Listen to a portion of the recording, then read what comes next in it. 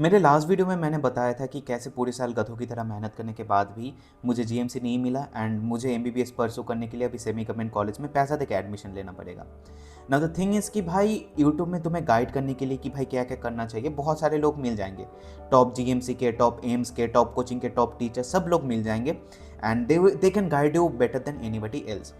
But the thing is कि भाई कौन सी चीज़ें नहीं करनी चाहिए। मैं नहीं चाहता कि भाई तुम्हें ये चीज़ तुम्हारे नाम के पीछे अटैक लग जाए कि भाई इसका नीट नहीं निकला इसलिए पैसा देके सेमी गवर्नमेंट या प्राइवेट मेडिकल कॉलेज से पढ़ रहे हैं, या फिर मैं नहीं चाहता कि भाई तुम अपना ड्रीम जो तुम्हारा रहा है इतने सालों से उस ड्रीम को छोड़ के तुम कोई दूसरी डिग्री करने जाओ। उसी पर्पस को लेके मैं ये वीडियो बना रहा हूँ एंड ये वीडियो में मैं जनरल बातें बिल्कुल भी नहीं करने वाला हूँ कि भाई फ़ोन मत चलाओ, है ना, बाबू सोना ज़्यादा मत करो, ये सारे बकैती मैं नहीं करने वाला हूँ। मैं बहुत ही नीश डाउन चीज़ें बताने वाला हूँ। तो मैं जो चीज़ें कहने वाला हूँ वो तुम्हें दूसरी जगह नहीं मिलेगी, not because I am a researcher but because कि भाई ये मैंने एक स्टूडेंट मैंने ये चीज़ फेस करी है।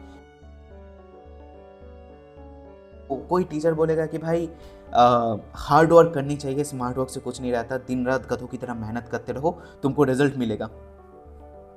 नहीं मिला रिजल्ट। एक टाइप के टीचर तुमको ये बोलेंगे कि भाई गधों की तरह हार्ड वर्क मत करो, स्मार्ट वर्क करो, तुमको रिजल्ट मिलेगा। नहीं मिला। एंड भाई smart work can never bring you consistency, smart work can never bring you discipline. So smart work से तो कभी कुछ नहीं होने वाला। उसके बाद आता है हार्ड वर्क। भाई तुम गधों की तरह बिना डायरेक्शन के अगर हार्ड वर्क करते रहो तो तुम फिर यूट्यूब में आके मेरे जैसा वीडियो बना के बोल ही सकते हो कि गाइस मैंने 16 घंटा, 17 घंटा, 18 घंटा पढ़ाई करे, बट तुमने घंटा कुछ नहीं करा है। एक दूसरा बंदा 10 घंटा पढ़ के तुमसे ज़्यादा प्रोडक्टिविटी निकाल रहा है। So what the first thing I learn about कि भाई तुमको हार्ड वर्क के साथ स्मार्ट वर्क को ब्लेंड करना पड़ेगा।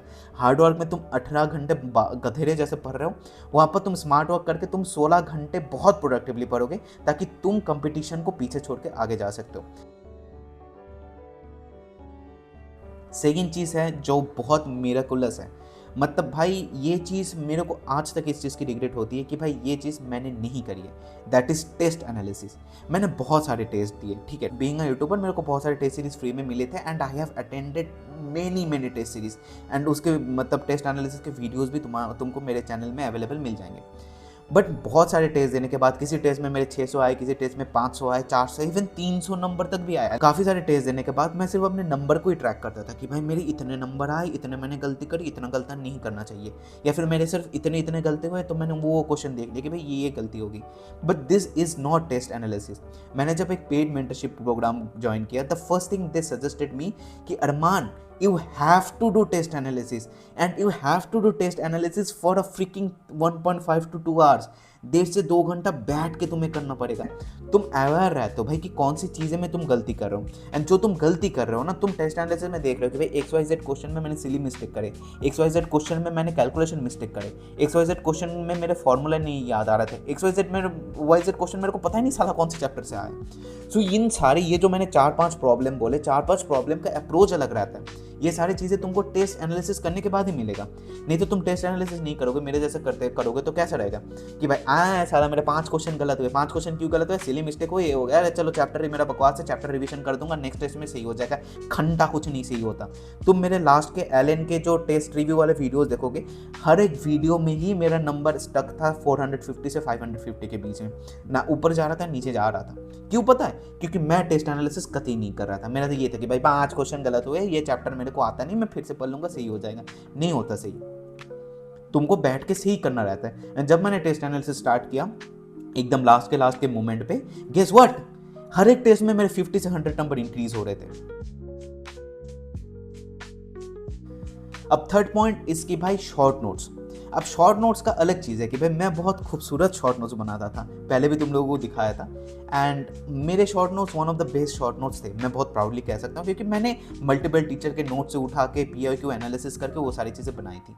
But the thing I realize कि भाई शॉर्ट नोट्स कोई परमानेंट होनी नहीं चाहिए, you shouldn't have a permanent short note. Short note कैसे बनाना रहता है, मैंने अपने ये 7 day warm up challenge Telegram group में मैंने जो कंडक्ट किया था फ्री में, उधर भी मैंने बताया था, बहुत डिटेल में बताया था कि भाई शॉर्ट नोट्स ऐसा रहना चाहिए कि भाई तुमने आज क्लास करा, तुमने मान लो काइनेमेटिक्स पढ़ लिए पूरे हैं, मतलब मोशन इन 1D 2D तुमने दोनों ही पढ़ लिया। अब तुम जो फर्स्ट टाइम पढ़ रहे हो तुम्हें बहुत सारी चीज़ें नहीं पता रहेगी, लाइक तुम्हें ये नहीं पता रहेगा कि भाई NH सेकंड वाला फॉर्मूला क्या रहेगा, तुम्हें ये नहीं पता रहेगा कि भाई टैप वाटर प्रॉब्लम को कैसे सॉल्व करे, तुम्हें ये नहीं पता रहेगा कि रिवर बोर्ड प्रॉब्लम कैसे सॉल्व करे। तो तुम सारी चीज़ें लिख के रख रहे हो विच इज़ नीडेड, तुम शुरू में सारी चीज़ें कर लो। अब मान लो काइनेमेटिक्स का तुमने एक टेस्ट दे दिया और 2 टेस्ट दे दिए, उसके बाद 2-3 रिवीजन कर लिए, उसके बाद तुम्हें NH सेकंड वाला फॉर्मूला रटने की जरूरत नहीं पड़ेगी, या फिर मोशन के तुमको 3 इक्वेशंस याद करने की जरूरत नहीं पड़ेगी, क्योंकि वो तुम्हारे दिमाग में रह जाएगा। तुमको automatically v = u + ad v = u² + 2s, भाई मेरे को अभी तक रटा हुआ है, हर किसी को रटा रहता है, वो चीज़ें तुमको रट जाएगी। तो तुम फिर से एक कॉपी A4 शीट लोगे एंड फटाफट एक ही कलर से फटाफट लिख लोगे। बट अब कौन सा फॉर्मूला लिखोगे? जो तुम्हें याद नहीं है, जो तुम्हें ऑलरेडी याद है उनको तुम्हें नहीं लिखना है। तो पहले जो 5 पेज का शॉर्ट नोट्स था वो अभी घट के 3 या 2 पेज का शॉर्ट नोट्स हो जाएगा, राइट। उसके बाद फिर से तुम रिवीजन दोगे, फिर से टेस्ट दोगे, फुल सिलेबस मॉक टेस्ट दोगे। At the end of the day जाके भाई तुमको प्रोजेक्टाइल मोशन के फॉर्मूला भी रटने की जरूरत नहीं है, तुमको river board problems, Rain Man problem किसी में तुमको दिक्कत नहीं है।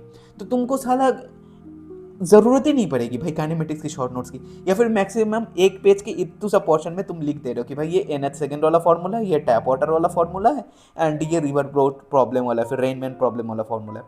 तो तुम समझ रहे हो, जो चीज़ 5 पेज से स्टार्ट हुई वो चीज़ तुम्हारे एक पेज के इतू से एक पैरा में खत्म हो जा रही है।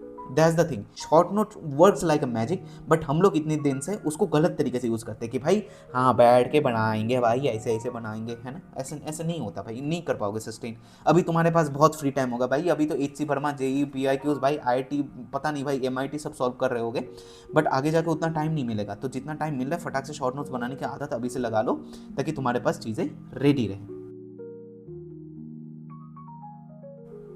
इसके बाद बात करते हैं इलॉजिकल टाइम टेबल। ये चीज़ भी मैंने पहली बंद कर दी थी, क्योंकि 2024 में मेरा जब फर्स्ट अटेम्प्ट था, 2025 में मेरा जब सेकंड अटेम्प्ट था, तो तभी लाइक भाई मुझे पता चल गया था कि भाई फर्स्ट ड्रॉप के बाद ही कि भाई ये सारी चीज़ें, ये टाइम टेबल वाली चीज़ बकवास है। टाइम टेबल बकवास नहीं, बट हम जो टाइम टेबल बनाते हैं वो बकवास है। हम लोग क्या करते हैं टाइम टेबल के बारे में कि भाई हम सुबह उठते टू डू लिस्ट बना देते कि साला ये सारी चीज़ें करने, एंड हम सोच लेते कि भाई इसमें तो इतना टाइम लगेगा। तुम पढ़ने जब बैठोगे तब तुमको लगता है कि भाई जो चीज़ तुम 10 मिनट सोच के रखे थे वो 2 घंटा लग रहा है, या फिर जो तुम 2 घंटा सोच के रखे थे वो 10 मिनट लग रहा है। सो इससे चीज़ें नहीं हो पाती। सो टाइम टेबल का जो चीज़ है, टाइम टेबल का मैंने 2026 में मेरे प्रिपरेशन के डे 1 से मैंने ये डिसाइड करके रखा था कि मैं जो टाइम टेबल बनाने वाला हूँ उसको मैं लॉजिकल टाइम टेबल बनाने वाला हूँ, जहाँ पर मैं एक टाइम फ्रेम मान के चलूँगा कि भाई ये 2 घंटा मैं फिजिक्स का ये चैप्टर पढ़ रहा हूँ, अगर ये कंप्लीट हो जाए 2 घंटे में पहले से, तो मेरे पास नेक्स्ट टारगेट रेडी रहता है जिसको मैं उधर स्टार्ट कर देता हूँ। या फिर मेरे को ये 2 घंटे के जगह 4 घंटे लग जाए तो मेरे टाइम टेबल में एक बफर टाइम मैं नीचे रख देता हूँ कि भाई जो एक्स्ट्रा लग रहा है वो टाइम मैं मेकअप कर सकता हूँ। टाइम टेबल के ऊपर कैसे करना है चीज़ें, अगेन मेरे टेलीग्राम ग्रुप में मैंने बहुत डिटेल में एक्सप्लेन करके रखा है, मेरा वार्म अप चैलेंज में, वहाँ पर तुम जाके देख सकते हो। टेलीग्राम ग्रुप का लिंक डिस्क्रिप्शन में है, ठीक है। दूसरी बात है हाइप ओवर लॉजिक। अभी 2 दिन बाद ही तुमको बहुत सारे मतलब ये तुमको मिल जाएगा कि भाई ये तरीका करो, यहाँ पर इसने ऐसा टाइप के नए क्वेश्चन आ गए, नए क्वेश्चन सॉल्व करो, ऐसा टेस्ट सीरीज आया है, ऐसा टेस्ट सीरीज में ऐसा अलग चीज़ है, अलग सीन कर दो, हमारे कोर्स में ऐसा कुछ वो हो रहा है, फलाना हो रहा है, ढिमकाना हो रहा है, बहुत होते हैं। एंड मैं किसी पर्टिकुलर कोचिंग या पर्टिकुलर यूट्यूबर या फिर पर्टिकुलर किसी को टारगेट नहीं कर रहा हूँ, साला सभी डैश हैं, सबके सभी डैश हैं।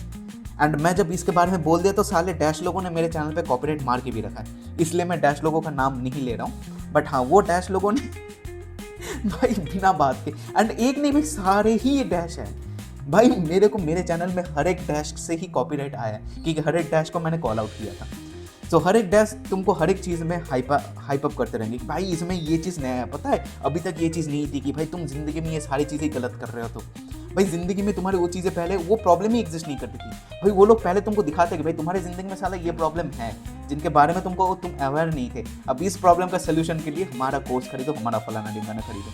एंड मैं कितना भी बोल लेता कि भाई मेरे को उस चीज़ से फ़र्क नहीं पड़ता था, भाई फ़र्क पड़ता था भाई, तुम भी फोमो में रहते हो यार, लाइक तुमको भी पता है कि कंपटीशन बहुत ज़्यादा है, सो कहीं पर तुमको कहीं पर भी थोड़ा अपॉर्चुनिटी देखने को मिले, it's very natural for you to go on that direction, and because of that FOMO create होता है, एंड तुम हाइप के ऊपर चले जाते हो, इनसे टाइम वेस्ट होता है, बहुत ज़्यादा टाइम वेस्ट होता है। एंड ऐसा नहीं कि हर एक हाइप चीज़ ही खराब है, जैसे मैं बोलूँगा मिशन 100 जो था PW का, वो मैं पहले सोचता था कि भाई इट वॉज हाइप अप बकवास चीज़ है, बट ट्रस्ट मी भाई, मिशन 100 इज लाइक भाई, मतलब मैं जवाब नहीं दे सकता हूँ। लास्ट मोमेंट पे मेरा 12th का सिलेबस रिवीजन करने में मिशन 100 जो मेरा हेल्प किया भाई, मजाक से हट के भाई, मैं दिल से बोलूँगा मिशन 100 इज लाइक चुम्मी भाई, मजाक से हट के। एंड उसके बाद है कि भाई अभी मेरे को जो मैसेज आ रहा है कि भैया एलेंट के मॉड्यूल काफ़ी है क्या, भैया पीडब्ल्यू के मॉड्यूल काफ़ी है क्या, साले खत्म तो कर लो, साल एंड तक खत्म कर लो भाई। मैं मान जाऊँ कि तुम कोई और हो, मतलब तुम एक एंटिटी हो भाई, मैं तुमको भैया बुलाऊंगा, दीदी बुलाऊंगा भाई। भाई तुम लोग समझ नहीं पा रहे हो, एक मॉड्यूल खत्म करना मतलब अभी नहीं कि भाई तुम आज अभी तुमको जो चैप्टर्स आते हैं या फिर जो क्वेश्चन सॉल्व करने में तुमको 30 सेकंड से 1 मिनट लग रहे हैं, वो क्वेश्चन सॉल्व करके तुम बोल रहे हो कि भाई मेरा तो मॉड्यूल सॉल्व हो ही जाएगा। नहीं भाई, साल आगे तो जाने दो, टेस्ट वगैरह तुम्हारे स्टार्ट तो होने दो, टेस्ट एनालिसिस करो तो सही, रिवीजन तो करो, पुराना चीज़ रिवीजन करो, फिर आगे जाके मॉक टेस्ट की प्रिपरेशन करो, फुल सिलेबस मॉक टेस्ट आएगा, दिवाली आएगा बीच में, भैंस की आँख, क्या नहीं क्या नहीं आएगा। इन सारे प्रिपरेशन करने के बाद पहले वो कंसिस्टेंसी मेंटेन तो करो, फिर तुम मॉड्यूल खत्म करो, फिर तुम आके मेरे को बताओ कि भाई अब मैं क्या करूं। ये नहीं बोलो कि तुम मत करो यार, लाइक मुझे पता है कि भाई इधर अगर 1000 इंसान देखेगा तो एक इंसान साला ऐसे रहेगा जिसको ये सब कंप्लीटेड रहेगा। उस इंसान को मैं बोलूँगा कि भाई तुम्हारा पर्पस क्या होना चाहिए, जेई मेंस के बाकी के पीआई को सॉल्व करने के लिए 5 साल के ऊपर भी, या फिर एचसी वर्मा सॉल्व करने की, या फिर डीसी पांडे सॉल्व करने की, या फिर मल्टीपल जो रहता है ना क्वेश्चन प्रैक्टिस में, जैसे मान लो नीट प्रेप के ऐप वगैरह रहते हैं, वहाँ पर जाके क्वेश्चन सॉल्विंग, ये तुम तब करो जाके जब तुम्हें efficiency, time management and accuracy, ये सारी चीज़ें चाहिए। इन सारी चीज़ों को इम्प्रूव करने के लिए तुम प्रैक्टिस करो। मोस्ट ऑफ द तुम लोग ये रहता है कि भाई मैं तो बहुत ज्ञानी इंसान हूँ, मेरा ज्ञान तो इधर लिमिटेड हो चुका है मॉड्यूल में, अब मेरे को मेरा ज्ञान इंक्रीज करना है। भाई मैं तुमको बता दे रहा हूँ, तुम आईआईटी नहीं देने जा रहे हो, एज सिंपल एज दैट भाई। टीचर चेंजिंग इज इंपॉर्टेंट, ये कॉन्ट्रोवर्शियल चीज़ है, मैं कह रहा हूँ, but trust me this is true. अगर तुम्हारे एक टीचर से तुम्हारा सब कुछ बन जा रहा है, it's completely fine, it's the best option.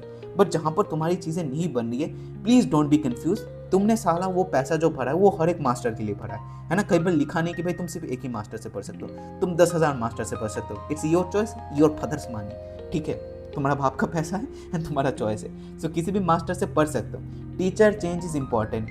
मुझे अगेन बायो के टीचर्स, मैं जहाँ पर पढ़ता था पीडब्ल्यू के, मुझे हर एक बायो के, जितने भी बायो के टीचर्स थे, सब बायो के टीचर्स मुझे पर्सनली पसंद नहीं थे, मैं कैलिब्रेट नहीं कर पाता था, तो मैंने सीप मैम से पढ़ा, या फिर मान लो मैंने विपिन सर की जो यूट्यूब के पुराने लेक्चर्स है, जो उनके खुद के डाले हुए लेक्चर्स है, मैं उधर से पढ़ता था। It's completely your choice. So teacher change is important, but confuse होकर नहीं करना कि भाई हाँ मैं कंफ्यूज हो जा रहा हूँ कौन से मास्टर से पढ़ूँ, बहुत सारे ऑप्शन है मार्केट में अवेलेबल, ऐसा नहीं। You have to be a clear reason. एक बहुत बड़ा मिथ है कि भाई तुम कम सो रहे हो तो बहुत पढ़ रहे हो, भाई कतई नहीं। तुम बिना सोए भाई तुम दिन में जो बाकी जगह टाइम वेस्ट कर रहे हो उसको कट कर दो। नींद कंप्लीटली इंपॉर्टेंट। मैं तुमको बताता हूँ बेसिकली क्या रहता है। तुम जब सोते हो ना तो तुम्हारे शॉर्ट टर्म मेमोरी से लॉन्ग टर्म मेमोरी में चीज़ें डेटा ट्रांसफर होती है, and this an actual thing. भाई गूगल सर्च करके देख लेना, फैक्ट चेक कर लेना। सो जब तुम अभी पढ़ाई के फेज़ में हो, जैसे तुम लोग अभी पढ़ाई के फेज़ में हो, तो अभी तुमको नींद इंपॉर्टेंट है। दिन में बाकी सारी चीज़ें कट आउट कर दो, दोस्तों से बात करना कट आउट कर दो, हर एक चीज़ को कट आउट कर दो, या फिर जो चीज़ पढ़ने में तुमको 10 मिनट लगने चाहिए वहाँ पर तुम 2 घंटा लगा रहे हो, तो वो सारी चीज़ों को तुम सही कर दो। फिर जाके तुम उधर टाइम बचाओगे तो तुम्हारे पास दिन में बहुत ज़्यादा टाइम मिल जाएगा। सोने के टाइम को अपना कम मत करो, because it doesn't make any sense, क्योंकि भाई तुम्हारा ही लॉस होगा। फिर तुम बोलोगे कि भाई एग्जाम में जाके चीज़ें रिकॉल क्यों नहीं हो रहा है। रीज़न सिंपल है भाई, रिकॉल करने के लिए तुम्हारे लॉन्ग टर्म मेमोरी पे रहनी भी चाहिए, बट तुम नींद कम करके भाई करोगे तो उस चीज़ से कुछ होगा नहीं। एग्जाम के 3 महीने पहले जब तुम सिर्फ टेस्ट दोगे या फिर सिर्फ क्वेश्चन पेपर एनालिसिस करोगे, तभी तुम दिन में 4 घंटा सो ना सो मर जाओ भाई, वो तुम्हारी पर्सनल चॉइस है। But before that it's very important कि भाई तुम अपनी नींद के टाइम को प्रॉपर टाइम दो। It's very important, trust me, it's very very very important. Don't trust one test series. भाई तुम्हारे जिस कोचिंग सेंटर से पढ़ रहे हो, फिर जो एक टेस्ट सीरीज पढ़ रहे हो, उसके नंबर पे प्लीज़ फोकस नहीं करो। मैं तुमको बताता हूँ टेस्ट सीरीज कैसे वर्क करते हैं। टेस्ट सीरीज वर्क कैसे करते हैं कि भाई वो इनिशियली या तो तुम्हें बहुत हार्ड क्वेश्चन देंगे या फिर बहुत आसान क्वेश्चन देंगे, दोनों ही करते हैं। हर एक कोचिंग सेंटर ये दोनों चीज़ ही करते हैं। बहुत हार्ड क्वेश्चन पेपर दिखा के वो दिखाते हैं कि साला तुमने इतने दिन तक जितना भी पढ़ा वो सब बकवास है, देखो हमारा कोचिंग सेंटर का लेवल ही अलग है। ये दिखाने के लिए वो हार्ड क्वेश्चन पेपर देते हैं। देते हैं भाई, मतलब इतना टेस्ट एनालिसिस करके मुझे पता चल गया। एंड दूसरी चीज़, इतना आसान क्वेश्चन देते कि भाई देखो तुम पहले जहाँ पर जो हार्ड क्वेश्चन पेपर दे के आए हो ना, वो चीज़ एक्चुअली बकवास थी, वो किसी काम का नहीं है। ये देखो तुम अच्छे पढ़ाई करते हो, ये इजी क्वेश्चन पेपर में तुम्हारा कितना नंबर आया। एक्चुअली क्वेश्चन ईजी नहीं, क्वेश्चन स्टैंडर्ड क्वेश्चन है, बट तुम अच्छे स्टूडेंट हो, तुम्हारे नंबर अच्छा है, वो कोचिंग सेंटर बकवास है। सो ये मार्केटिंग टैक्टिक्स खेलते हैं कोचिंग वाले, ठीक है। सो किसी भी पर्टिकुलर कोचिंग टेस्ट पे भरोसा नहीं करो, 2-3 कोचिंग सेंटर के टेस्ट सीरीज दो, है ना, हो सके तो परचेस करो, ना भी हो तो भाई टेलीग्राम में तुमको मिल ही जाएंगे। तो उधर से तुम कलेक्ट करो क्वेश्चन पेपर, टेस्ट दो एंड एक एवरेज मान लो। प्रोग्रेसिव ओवरलोड, तो जिम में ये एक जिम का टर्म है, ठीक है, कि प्रोग्रेसिव ओवरलोड। बेसिकली तुम पहले दिन ही जाके भाई 25 केजी का डंबल उठा के ऐसे मारने लगोगे तो भाई हो गया भाई, तुम और नहीं जिम जाने वाले हो आगे जाके। तो जिम में एक रहता है कि भाई तुम मान लो 5 केजी के डंबल से स्टार्ट करो, ठीक है, तुम ऐसे बाइसेप कर्ल्स मार रहे हो, ठीक है, तुमने मान लिया तुम्हारे मसल को एक वो मिल गया कि भाई हाँ यहाँ पर मसल की ज़रूरत पड़ रही है, 5 केजी का डंबल ये ज़्यादा उठा रहा है, नॉर्मली नहीं उठाता ये डंबल, अभी डंबल उठा रहा है, मसल की ज़रूरत है, मसल बन गया।